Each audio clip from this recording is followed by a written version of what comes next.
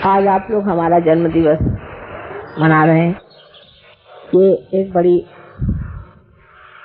संतोष की बात है, क्योंकि इस कलयुग में कौन माँ का बर्थडे इस उम्र में मनाता है। इसलिए ये द्योतक है कि आप लोग इस कलयुग में जन्म लेकर के भी अपने मातृधर्म से परिचित ही नहीं, लेकिन उसका अवलंबन भी करते हैं।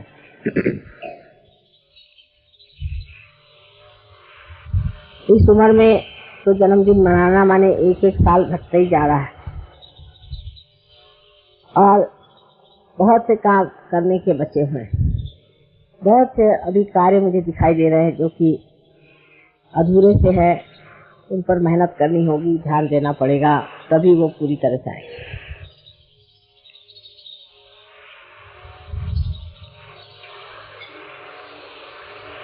दिल्ली में जो काम मैंने कल कहा था कि हमें अपनी सभ्यता की ओर ध्यान देना चाहिए, हमारी सांस्कृतिक स्थिति भी ठीक करनी चाहिए। और तीसरी बात जो बहुत महत्वपूर्ण है वो ये कि हमारी जो आत्मिक उन्नति है उसकी ओर हमें ध्यान ही नहीं देना चाहिए। पर जैसे कोई एक शहीद सर पे कफन बांध करके किसी कार्य में संलग्न होता है, उसी प्रकार हमें सरफरोशी की तमन्ना लेकर के सहयोग करना चाहिए। जब तक ये हमारे अंदर बात आती नहीं, तब तक सहयोग सिर्फ हमारे ही लाभ के लिए है। इससे हमें क्या फायदे हुए, इससे हमने क्या क्या सुख उठाया, यही सब मैं सुनती रहती। इससे हमारा जो कुछ भी लाभ हुआ है, जो भी हमारा अच्छा हुआ है, वो एक वजह से, एक कारण से हुआ है कि हमने अपनी आत्मा को प्राप्त कर। लेकिन प्रकाश जब आपके अंदर आ गया, जब आप दीप हो गए, तब दीप को आप कहीं छिपा के नहीं रख सकते। दीप को आपको उभार के रखना चाहिए। और सहयोग, इतने बार मैंने कहा कि समाजोन्मुख, समाज के और उन्मुख है, यही सहयोग।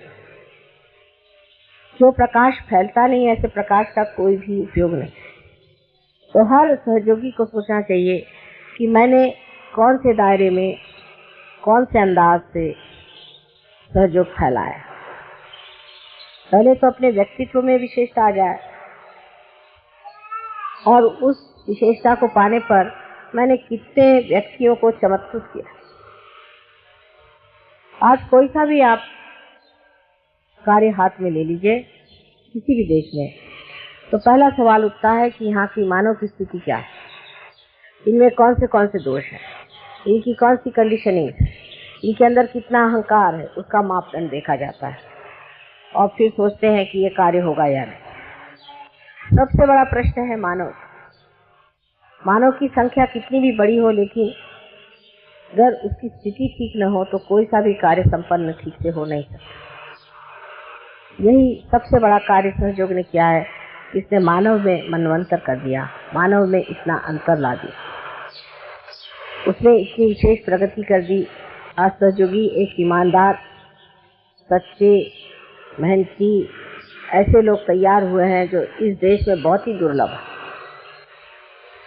बहुत दुर्लभ लोग हैं जो कि जो बोलते हैं वैसा करते हैं, जो सोचते हैं वैसा ही जानते हैं। ऐसे दुर्लभ लोग सहयोग ने तैयार कर दिए हैं। ये मेरे विचार से सहयोग का बड़ा भारी आशीर्वाद इस देश पर है। लेकिन अब भी ऐसे बढ़िया लोग अगर हो जाएं, अगर एक बढ़िया कारीगर हो और वो उसे कोई काम ही न हो तो उसकी कारीगरी बेकार जाती। तो हर एक सहयोगी को यही सोचना चाहिए कि मैं क्या कारीगरी कर सकता हूँ। पर वो भी अपने शरीर की तकलीफें, अपने आराम की बात पहले सोचता है।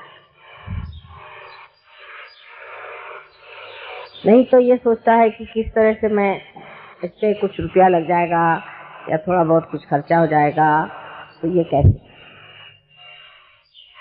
वास्तव में आनंद को आप खरीद नहीं सकते, उसको सिर्फ भोग सकते हैं।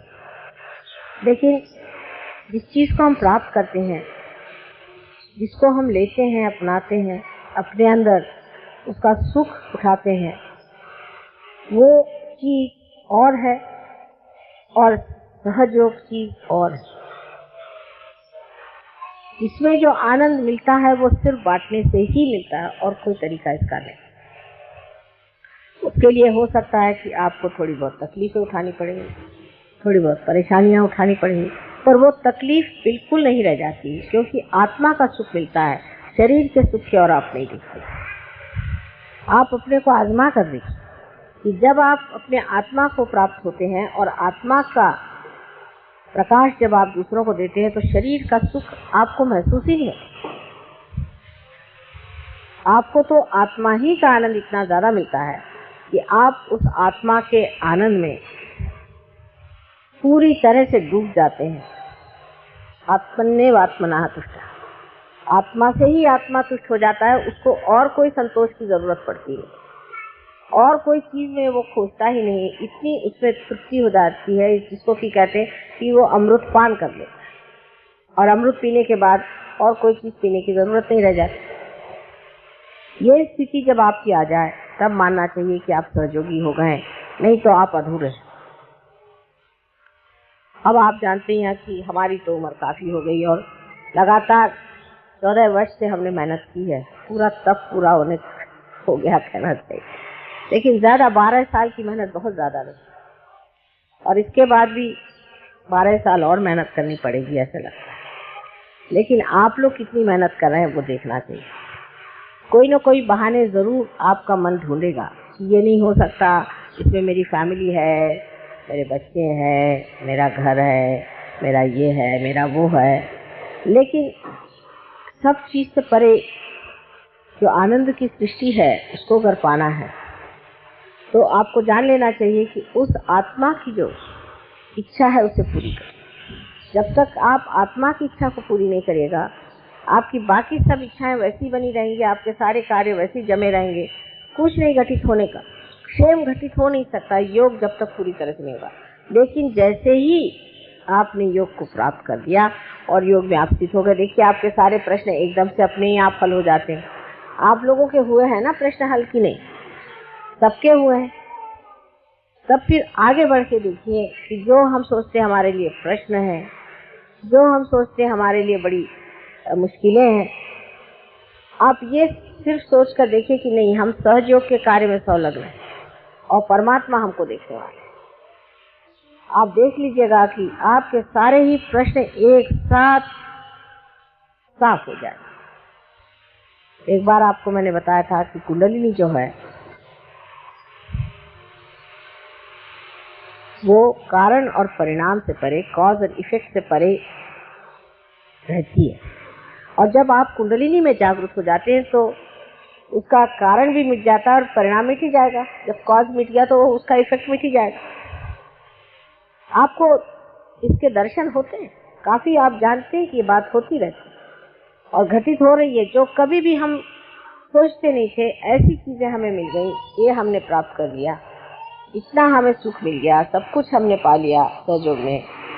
और अब भी हम परेशान हैं छोटी छोटी चीजों के लिए, जो ये बड़ी मुश्किल होती है। क्योंकि अब तो कम से कम हमको सोच लेना चाहिए कि हमने कितना इसमें सुख, कितना आराम, कितनी सुरक्षा पाई है, और यही सहयोग जब हम दूसरों को देते हैं तो वो भी इसको पा सकते हैं। लेकिन जब हम दूसरों को देते हैं तो हम इसको बहुत अधिक पाते हैं। हमारे लिए हजारों परमात्मा के दूत लगे, न जाने करोड़ों उनके हाथ हैं, करोड़ों उनकी शक्तियां सारी आपके पीछे लगी हुई। एक आदमी खड़ा हो जाता है कि मुझे सहयोग का कार्य करना है, न जाने कहाँ से चीजें जुटती जाएंगी, न जाने कहाँ से इंतजाम होते जाएंगे, न जाने कैसे ये सब चीज होते जाएगा, हो जाएगा। लेकिन पहले आप पूरी तैयारी करें, क्योंकि आप में जो देवताएं बैठी हैं वो सब जानते हैं कि आप क्या, आप कितने सच्चे हैं, कितने झूठे हैं, आप अपने कितने ऊपर हैं और कितने नीचे हैं, सब चीज वो जानते हैं। और जब तक वो ये जानते हैं कि आप अभी पूरी तरह से संलग्न नहीं है, वो आपकी मदद नहीं करते। लेकिन जैसे ही वो समझ जाते हैं कि नहीं, ये सिर्फ अपने स्वार्थ और अपने ही लाभ के लिए नहीं आए हैं, लेकिन ये सहयोग करने आए हैं, और सहयोग जो कि समाजोन्मुख है उसको बढ़ावा देने आए हैं, तो आपको आश्चर्य होगा कि चारों तरफ से वर्षाव होता है आशीर्वाद का। चारों तरफ से जैसे सुगंधित वातावरण होकर के आपको ऐसा लगता है हल्का हल्का, जैसे कुछ बोझा नहीं मेरे सर पे, अब सब काम हो जाए, और अपने आप सब सामान जुटते जाए। उस स्थिति में हमें आना चाहिए। तब आप देखिए हर आदमी बहुत कार्य करता है और बहुत बढ़ा सकता है।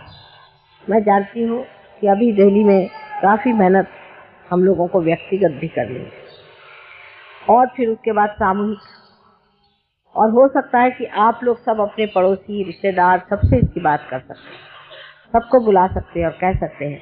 हिंदुस्तान में ये व्यवस्था बहुत अच्छी है कि हमारे बच्चे हैं, हमारे रिश्तेदार हैं, हमारे पहचान वाले हैं, सबसे हम ये बात कर सकते हैं। हो सकता है उनमें से 2 ही 4 इसको माने, लेकिन जब वो आपकी स्थिति को देखेंगे, जब जानेंगे कि आप में कितना फर्क आ गया, तो वो जरूर प्रयत्नशील होंगे, कुछ तो होंगे ही। इस प्रकार आप सहयोग को पूरी तरह से बढ़ा दे सकते हैं।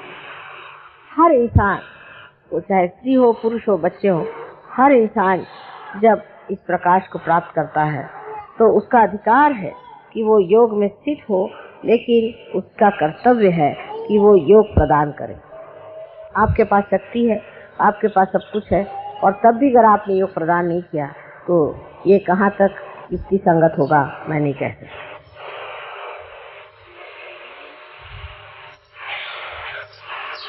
हमारे दिल्ली के सेंटर पे बहुत से प्रश्न ऐसे खड़े हुए हैं जिसके बारे में मैं ज़रूर बातचीत करूंगी और इन लोगों को बताऊंगी कि क्या प्रश्न है और उसके क्या किस तरह से उसकी आप हल निकाल सकते हैं।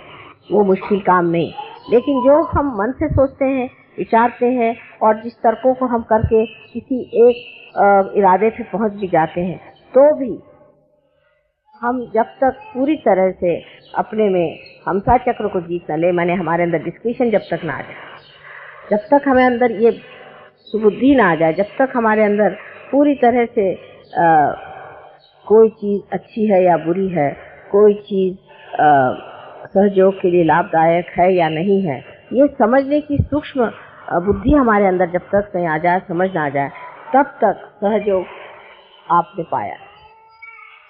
और वो समझ कैसे आती? कोई पूछता कैसे आती? तुम्हें साइकिल चलाना कैसे आती? जब तुम चलाने लग जाओ। मोटर चलाना कब आती? जब तुम चलाने लग जाओ। इसी प्रकार ये सूक्ष्म बुद्धि कब आती? जब आ जाती है।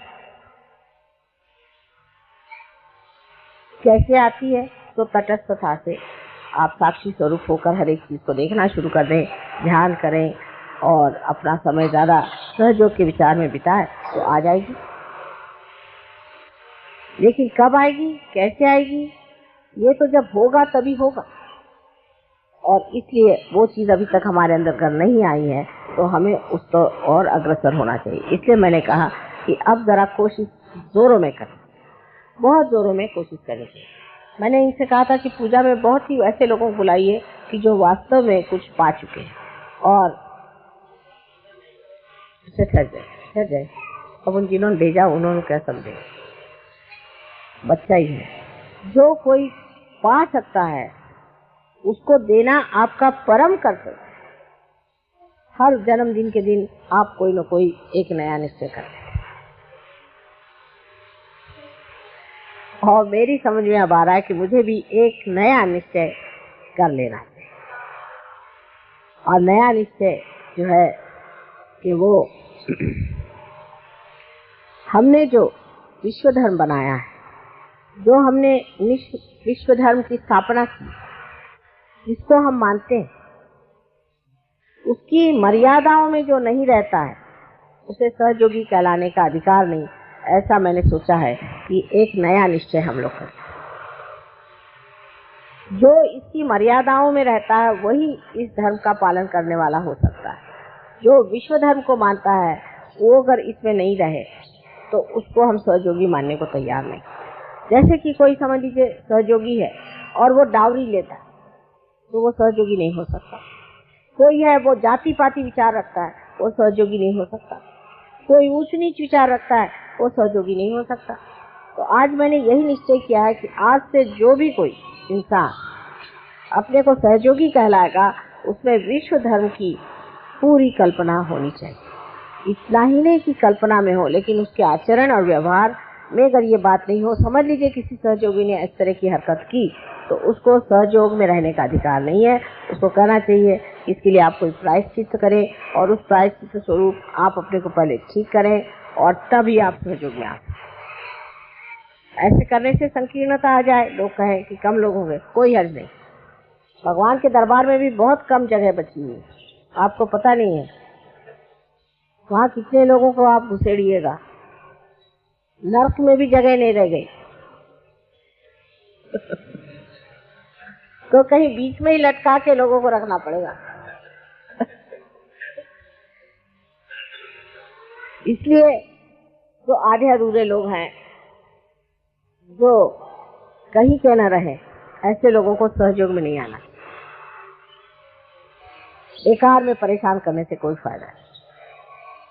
जो लोग सहयोग में आए वो सहयोग के मर्यादाओं में रहे, उसका अपने आचरण में लाए, उसको अपने व्यवहार में लाए, अपने अड़ोसी पड़ोसी सबको उसके बारे में पूरी तरह से बताएं और ये कहे कि हम विश्व धर्म में विश्वास करते हैं और हम किसी भी धर्म में विश्वास नहीं करते। और जो लोग ऐसा नहीं कहते हैं उनको हम सहयोगी नहीं मानेंगे। जो लोग डरते हैं समाज से ये कहने में कि हम विश्व धर्म के योगी हैं, जो ये कहने में डरते हैं कि हम सहयोगी हैं, ऐसे लोगों के लिए सहयोग नहीं। सहयोग की मर्यादाएं बिल्कुल आपको पूरी तरह से माननी पड़ेगी। जैसे कि बहुत से लोग हैं वो कहते हैं कि माँ हम थोड़ी बहुत शराब वराब पी लेते हैं, थोड़ी बहुत सिगरेट भी पी लेते हैं, तंबाकू भी खा लेते हैं, आप सहयोगी नहीं हो। जो सहयोग की मर्यादाएं हैं उस मर्यादा में जो मनुष्य नहीं रहेगा वो विश्व धर्म को नहीं मानता। और ये विश्व धर्म हमारा जो है इसको पूरी तरह से स्वच्छ रखना है, क्योंकि ये सिर्फ विश्व धर्म नहीं है, विश्व निर्मल धर्म है। इसमें कोई भी अशुद्ध बात हम आने नहीं दे सकते। इसलिए जो अशुद्ध है वो इसमें नहीं है। इसमें वही लोग रहेंगे जिन्होंने पूरी तरह से विश्व धर्म निर्मल धर्म को माना और उसके तरह अपना आचरण किया। यही निश्चय आज हमने अपने जन्मदिन के दिन किया हुआ है और आशा है आप लोग इसे प्रेम से स्वीकार करें। अब ये विश्व धर्म की क्या क्या विशेषताएं हैं और ये कैसा होना चाहिए, इसकी गहनता क्या है, इसके बारे में मैं किसी दिन और बताऊंगी। लेकिन अभी इतना ज़रूर जान लेना है कि मोटे तौर से जो बातें आप जानते हैं वो कम से कम आप लोग नहीं करते। जो बहुत ही साधारण तरीके से भी आप जो देख सकते हैं कि ये चीज़ सहज नहीं, वो चीज़ आप नहीं कर सकते। और अगर आप उसे छुटकारा नहीं पा सकते तो हमें आप छुट्टी दी, हम आपसे जूझ नहीं सकते। बहुत से लोगों को हमने देखा है बीमारी के लिए ठीक होने आएंगे, उसका दूसरी फिर बीमारी ले आएंगे, फिर तीसरी बीमारी ठीक ले आएंगे। वजह यह कि एक बार ठीक होने के बाद आपको सहज होना चाहिए। अगर आप सहज नहीं हुए, फिर से आप असहज हो गए तो फिर से आप बीमार हो जाते, फिर आपको कोई बीमारी लग जाती, फिर आप जिंदगी भर हम आपको धोबी जैसे धोते ही नहीं क्या। तो आपको भी अपने को निर्मल रखना चाहिए और इस धर्म को इस तरह से मानना चाहिए कि ये हमारा अलंकार है, ये हमारी शोभा है, यही हमारी विशेषता है। इसीलिए आज हम संसार में इतने ऊंचे स्थान पर बैठे। अंग अंग में इसका विचार होना चाहिए, प्रत्यंग से वाइब्रेशंस बहते हैं। ये समझ लेना चाहिए कि परमात्मा इतने लालायित हैं आपको इसे सुशोभित करने के लिए, लेकिन आप कितने इसके प्रति जागरूक हैं और आप कितने इसके लिए सिद्ध हैं, ये आपको खुद समझ लेना चाहिए। हमसे जितना हो सकता है आपसे हम बता देते हैं और यही मानदंड चलेगा कि जब तक आप सहयोग के धर्म के पालन नहीं करेंगे तब तक आप सहयोग में अंदर आ नहीं सकते। आपको पूजा का अधिकार नहीं, किसी चीज़ का अधिकार नहीं रहेगा। और जो लोग इस मर्यादा में रहेंगे उनको ही अधिकार रहेगा। हो सकता है उसमें 4-5 ही लोग रह जाएं, कोई हर्ज नहीं, आसानी रहेगी। तो इसके प्रति अत्यंत जागरूक रह करके आप लोग अपना व्यवहार जीवन इस तरह से बनाएं कि आप सार्थ हो, आपका जो स्वयं है उसका अर्थ निकले, सार्थ हो जाए और उसी के साथ आप समर्थ हो जाए। यही हमारा आपको आशीर्वाद है कि सब लोग अपनी शक्ति में समर्थ हो करके इस प्रेम की शक्ति को सारे संसार से प्लावित